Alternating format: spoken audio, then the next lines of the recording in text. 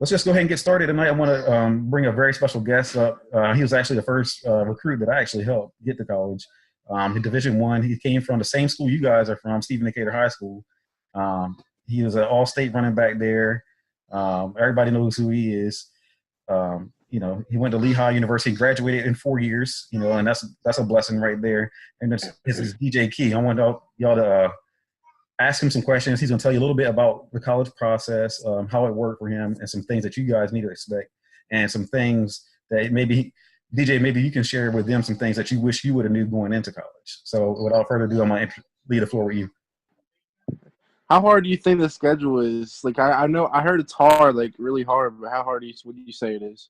How hard do you think the schedule is? I mean, college, you kind of make your own schedule, so it really is dependent on what classes you want to take and what your major is. So schedule is all up to you, and it really comes down to time management, and that's really the biggest thing to me in college that I was not prepared for, is managing my own time. Because I know, like, right now, your parents are probably, like, still telling you when to do your homework and when you can go out and do this and that. When you go to college, there's no one there telling you when you have to be in your bed, like, turning your lights off and tucking you in or anything. It's you're there on your own. You're doing your homework when you need to do your homework, not when someone tells you to.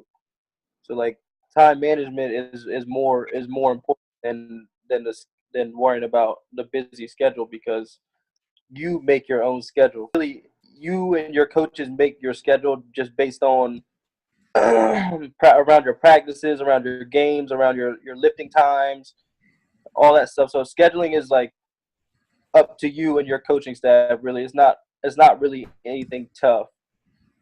All right. And then answer it. Yeah, that's my question. All right. So let me ask you a question. Transferring from your senior year to your freshman year, you said it was very difficult, and there was a lot of stuff that you didn't expect. Other than time management, what are some things that you could have wished, if you could have went back in time and did them again, you would have done differently? One thing that I would have did differently, I would have spent a lot more time in the library studying my freshman year.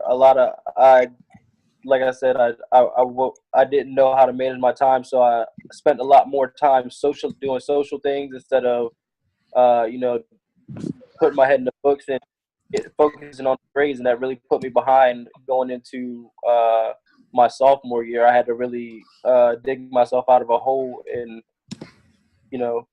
put my head in the books more than go out. So, like, I would say, really focus on your education before anything. Sports, your coaches will understand you need more time to do your homework or work on a project or go to a group meeting or to even speak to your professors after class.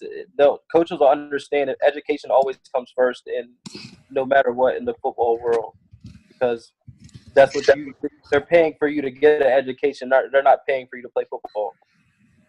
Mm-hmm. Okay. And then another question is, there were some changes when you went there, and this happens all the time, and I try to tell the guys to be prepared for it. Like, you had a set coaching staff that you became familiar with. You built a relationship with them, and then the coaching staff got up and left and went somewhere else. Can you explain a little bit to me about how that went, and some things that may have changed from that experience? Yeah, so I mean, I'm not sure if you guys are familiar, but I would say my sophomore year going into my junior year, so the off season, my sophomore spring, I would say my offensive coordinator took about half of our coaching staff and went to a school called Valparaiso, and that he took my running backs coach at that time decided that he would be leaving also, and he would be taking a business opportunity with a family member that he could spend more time with his immediate family, his wife and his children. And so that kind of was odd to me, because it took most of the offensive coaching staff and brought in all new faces and new playbooks and new styles and new personalities, and you get used to and comfortable to people, and you get used to talking to people a certain way or asking, being able to do certain things with certain coaches, and now you have all these new faces and is not to mention the new teammates that are coming in as well. Is I would say it's hard in that aspect, but as long as you remain open-minded and you have a respect for the coaches, they'll have a respect for you, and everyone involved has the best in mind for the team. So that's the biggest thing, that your coaches, your coaching staff will always have your best interest in mind. Okay. Also, you worked really hard to get where you were, and specifically because these guys are coming from the same place you're coming from. They're on the Eastern Shore, and they're not getting looked at over there. What are some things that you did to help you get your name out there and get noticed across the bridge? Coming from Berlin is a small area. Worcester County is a small county. There's 3 schools in it, but honestly, when you go across the bridge, your graduating class is like half the size of those schools, half the size of graduating classes. So, what I did to get myself out there is I went to a lot of camps and combines on that side of the bridge, and I tried to perform alongside of those guys, and just for show that I had the same talent, even though I went to a smaller school, or I wasn't playing against the same caliber talent they were playing against. I was putting up bigger numbers or comparable numbers to those guys in the same amount of games. So it really the big thing is going and showing the scouts or the people that are looking at you, is showing your talents next to the people that are also playing it against better competition, or maybe are looked at higher, it has higher value because they're playing in a better known area or better known football state, or whatever the case may be. Right. And that's a good point. I think I told you guys before, you got to find out who is the guy, or those top few guys that are playing your position. Like, for instance, Ronald Darby, he just won a Super Bowl ring. You were at camps and combines with him. Stephon Diggs, he was at combines with him. And some other guys that he was right there next to him and competing against those guys. So you got to just put yourself in that place. Like I said, it's hard where you are because the scouts are not coming that far to come see 1 or 2 guys. So you got to put yourself next to those guys who are there, and then just kind of make yourself known a little bit. So that's you gotta step outside of your comfort zones and make sure that those guys are used to that competition, because they're seeing it every day. You gotta, and that's not normal for you. So you really got to step outside of your box and really just up your level and up your intensity, and you just got to match their intensity and do everything to your ability to not let them outshine you or let you be in the shadows because they're talking louder or more vocal. You gotta show off just as much as they're showing off. Mm-hmm. Yeah, that's true. What are some good things that these guys can do to work out a little bit, or is there any workouts they can do? Any techniques they can work on to get ready for these combines and these camps? Footwork is major. Anything footwork, I would say just stay on the ladders, and keep running through ladders. That's the biggest thing. Footwork. That's what people are looking. That's what coaches are looking at. Scouts are looking at. If you have good footwork, they can work with you. Footwork is key. Form and footwork. Work, as far as working out, just be consistent. Stay in the gym. Really, just stick to a routine. If you're going to the gym, 5 times a week, go to the gym 5 times a week. Don't go 3 times one week, 5 times the next week. Don't go for 1 hour this time, 20 minutes the next time. Really be in the gym and stick to a routine, because the results will really pay off for you. Right. Here's a good one. Let's say, all right, the coach didn't set up a gym schedule. The coach didn't, your football coach didn't set up a gym schedule. Your football coach doesn't give you a workout routine. The team is not doing whatever. What can you do individually? What should you do individually? Should you wait for the coach to set something up, or you just go out and do it on your own?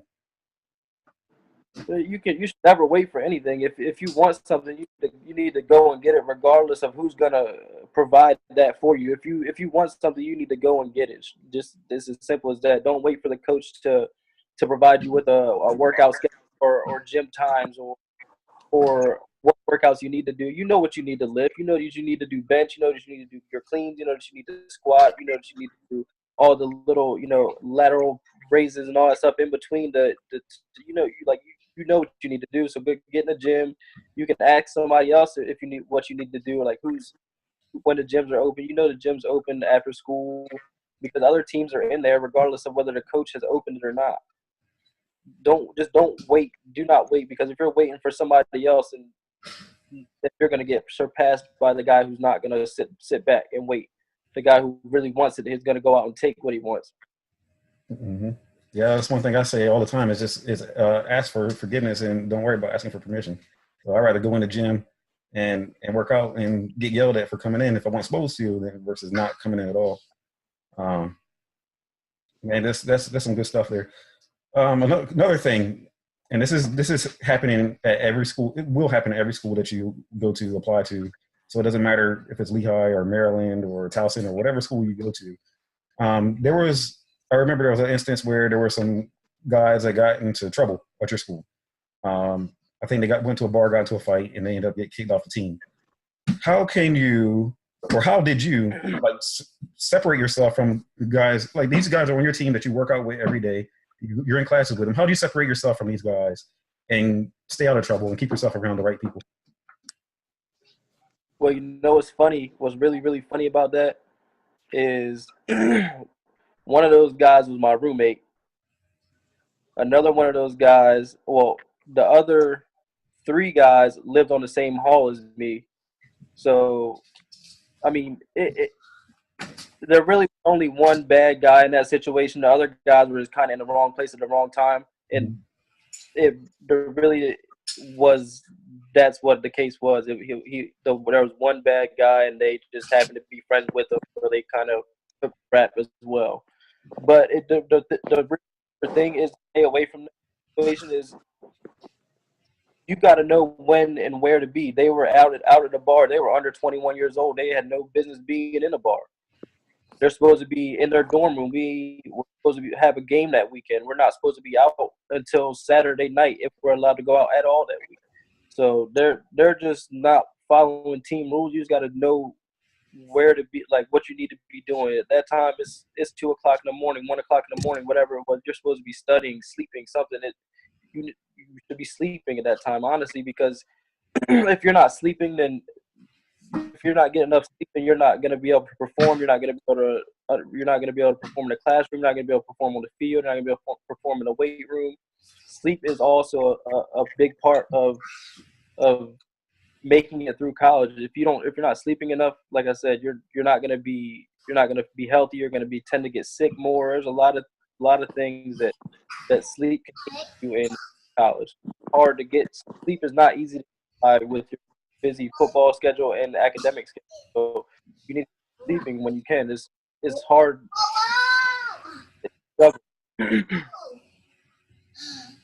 Nice. That's a lot, man. That's a lot right there. A lot of nuggets. And I think that's the first thing you said too, was about the schedule was very difficult. What is something tangible that you could give these guys that they can take with them, so that way they can practice this schedule, like having a schedule now, put something in place now, so that way when they transition to college, it'll be easier for them. What did you do? I mean, you guys are really doing it now. You guys have football practice until right after school at 3 o'clock until 5, 6 p.m. And then you should go home and you should be doing your homework or studying a little bit. I know high school is a lot easier than college is going to be, but really study and apply yourself. If you study, you'll be surprised at how, like, even if you're studying for the SATs or the ACTs or going above and beyond, like, not just studying for your regular, algebra 3 or whatever class that you're taking in high school, because we know those classes are easy. You guys are smart.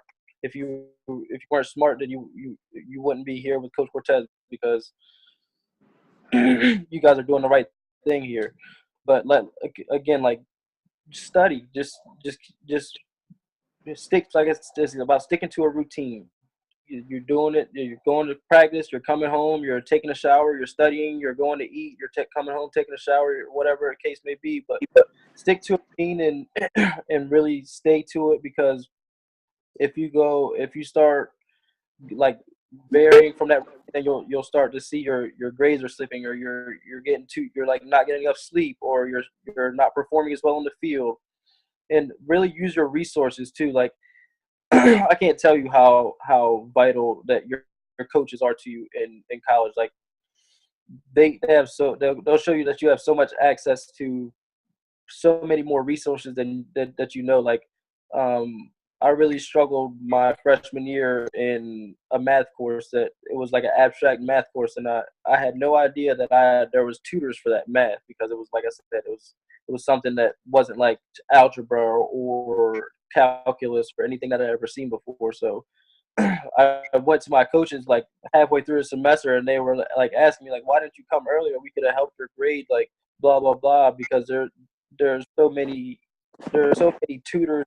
Your coaches have so many resources. There are so many resources at the college level that you don't have right at your fingertips in high school, that make your life and your academic career so much easier, that you have no idea. So really just focus on scheduling and sticking to a routine, and just use all resources available. Your coaches are your biggest resources. What about fun? We haven't talked about fun. Like, do you have time for fun? I mean, there's all time for fun. I mean, you just have, like I said, you have to juggle it. You have time for social life. There's the off season. Like I said, you got time. You got like once the season's over, you got like at least 2 weeks off. At least I did at Lehigh. They have 2 weeks off of no lifting, no like practices, no meetings, no nothing. Right before you go into your winter break for a whole month, and then you got time after you win a game. They give you off like a Saturday night. You got all night to go out, and if you're not traveling, you got a whole weekend to go out when the team's away at an away game. So there's definitely time for social events or parties or what have you. I don't know, to have fun. And there's other ways to have fun besides partying. I'll say, like there's campus events, like they have concerts on campus, or they'll have like a little paint fest or what. Like there's like tons of stuff, like like little campus events are like always posted about in your dorm rooms and stuff. And really, it's good to go out to those events, because it'll get you out of your comfort zone, and it'll really get you to be able to socialize with people in your like graduating class, or people outside your graduating class.